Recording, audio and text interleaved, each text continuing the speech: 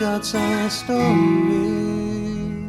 Hello and welcome to another episode of God-Sized Stories. This week is very unique. You might be able to hear a lot of sounds and background noises, way more than usual. This is my first time attempting to record in public. I'm actually at a Starbucks right now with my very fantastic guest, Julia. Julia, tell us about yourself.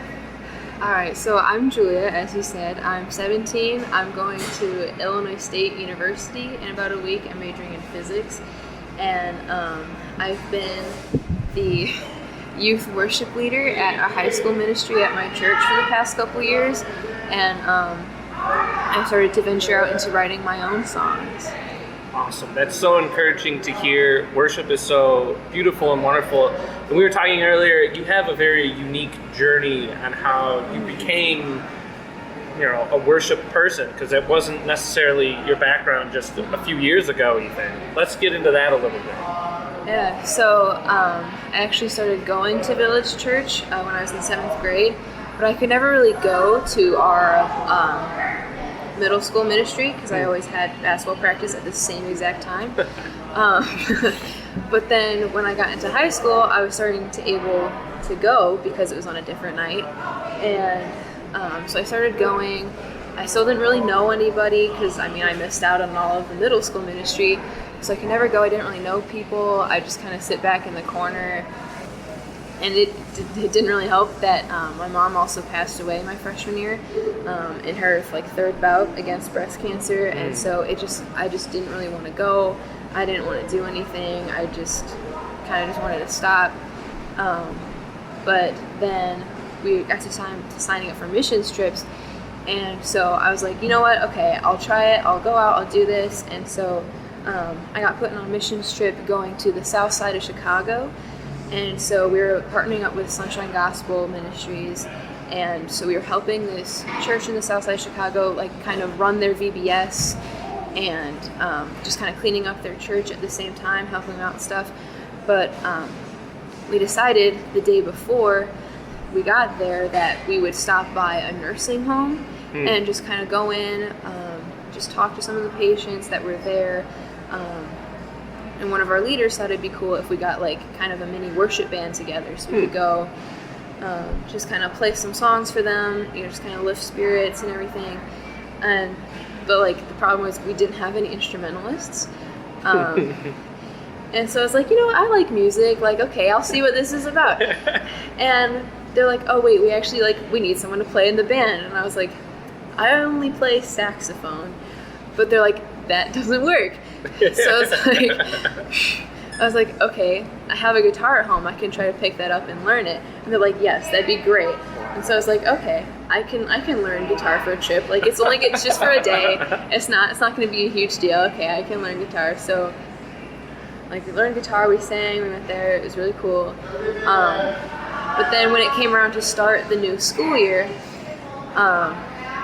it just so happened that the old worship leader who played guitar had just graduated, and he was the only guitar player in the ministry. And so they really reached out to me like, hey, we need a guitarist, and you played guitar, didn't you? And I was like, well, I suppose I did. So I joined the worship team, and so I was on it just about every week.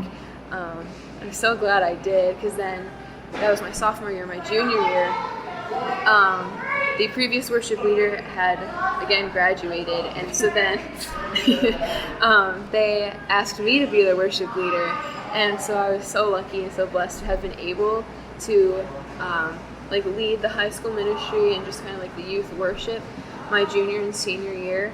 And so along the way, I picked up a few other instruments, and so now I've started leading for the whole adult congregation as well, and things like women's retreats and other retreats and things like that, and I've ventured into my own songwriting.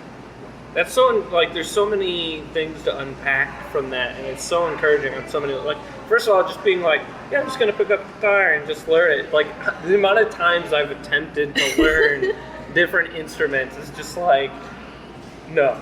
The Lord has taught me that I'm not a person that will ever learn an instrument. I don't have the patience, that type of wisdom, or any of it's the type of thing that goes in one side of my brain, into my ears, straight out the other side.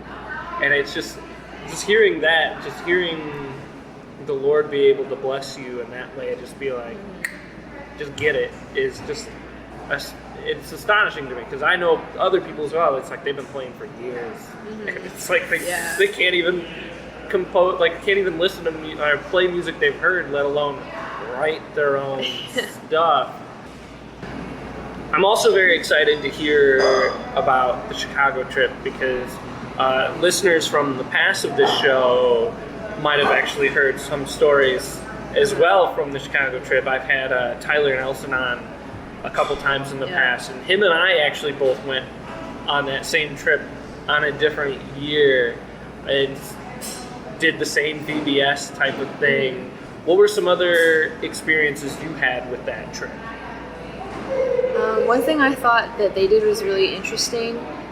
They sent us out with these like packs for like had lunches in them, and so then they sent us out into Chicago and had us sit and have lunch with a homeless person, because like unfortunately there are so many of them in Chicago, and so we just had like these lunches, and we'd sit down, give them a lunch, just kind of talk to them, and it's like hearing the stories of like just kind of how they ended up where they are. I think like the person that I was talking to, like he was living with his girlfriend, but then like there was a false charge of like murder against him, so he got evicted, and so he just had nowhere else to go, and so he was just sitting on the street corner, and so we just talked to him.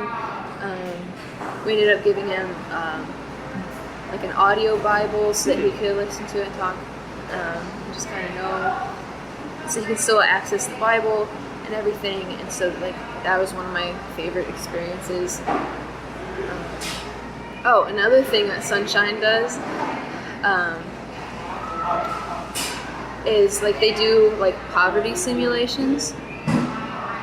Oh yeah. Yeah. So it's like where you have like they set it up, you have like a certain amount of money, you have this job, whatever, and they give you situations, and they like say like, okay, what do you want to do to try to like, you know, stay like out, like try to keep your house, try not to like go homeless or whatever, because a lot of times people just think like, oh, like it can't be that hard to stay above the poverty line, like just like keep your job and like you just keep working and you'll be fine, but like it's really not that easy at all. Yeah, Tyler and I were in a team together doing that, and we made some really hard decisions in that are decisions, especially in this part of the country, we don't ever have to really think about. Yeah. So circling back to music and worship, what are a couple things that really, ways that you've grown or things the Lord has taught you through doing worship? Well, the way I feel connected to God the most is through music. Like, you know, I still appreciate sermons, of course, because, you know, like, you know, being taught to, but it's just, like, one thing I found, especially as I started, like, leading more, it's just, like, when you're singing a song and you just, like, get those chills. You just feel like God's presence is right there with you. Yeah. And, like, even if you're leading in front of, like, a huge crowd of people, or even if you're just, like, sitting like home alone, like next to like the piano or whatever, like, and you just feel like his presence just because you're singing up to him and like praising him. That's just the best part to me. Yeah. What are some musical inspirations or people in your life that have really helped inspire your music? Well, one person, like probably the most influential person in my music was my mom. She was very musical. She sang and she'd play piano. So I just kind of grew up around that, and I love that. And she actually was writing some of her own songs as well. And so I mean, I also feel kind of closer to her now too when I play sometimes, which I just love. But another person is one of like the leaders from the high school ministry, Jeff, because he just encouraged me. He's the one that asked me to learn how to play guitar for that mission trip, and so if he hadn't like kind of like given me that nudge, I literally wouldn't be where I am in music today. So it's just so encouraging, the people that the Lord puts in our life that can just radically change us. And that's why I always encourage people that there's someone in your life that you can have an impact on. There's always somebody, whether it's something as simple as encouraging somebody to learn to play guitar, and how for you that just totally changed your perspective and your outcome in the future. Well, Julia, thanks so much for this time. Thank you for, attempting to record here at Starbucks and seeing how that goes. It's been a blessing to get to know you better. It's been a blessing to meet you really over life sports the last few weeks ago, and just having a great time serving the Lord. It's like I've seen you being up on stage worshiping and praise the Lord for worship, but now it was nice to be able to work side by side with the kids and present the gospel with them. Thank you so much. I continue to pray to the Lord to inspire great music. And audience, thank you so much for listening. I couldn't do this without you. Goodbye. Hello again. After Julia and I finished recording, we were talking more about her music, and we decided that it would be a really great treat for the audience for me to create the bonus episode that hopefully you heard last Friday, but then as well to stick one of her songs on the end of this episode as well. So I will let Julia introduce that now. Alright, so this is a song I wrote called Lift Your Voice, and it's just about kind of no matter what's happening or what's going on, it's always good just to kind of praise God.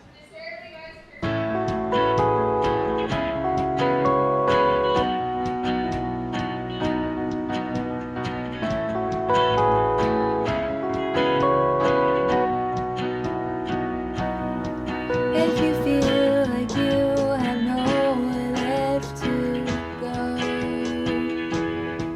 you've kept trying yet have nothing left to show. If you've traveled far but you're back in the same place, you've kept running in a never-ending race.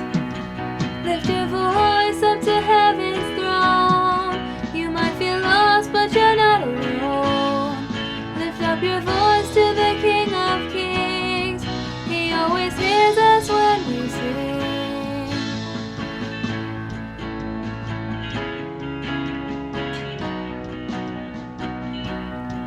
If you feel like you've been running round and round, floating up nothing to keep you to the ground. If you've been upset that life can be unclear, made mistakes and even trembled out of fear, lift your voice up to heaven's throne. You might feel lost, but you're not alone. Lift up your voice to the King of Kings. He always hears us when we sing.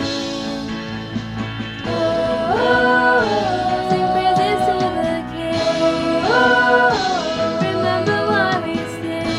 Oh, sing praises to the King. Oh, remember why we sing. Oh, sing praises to the King. Oh, remember why we sing. Sing praises to the King. Remember why we sing.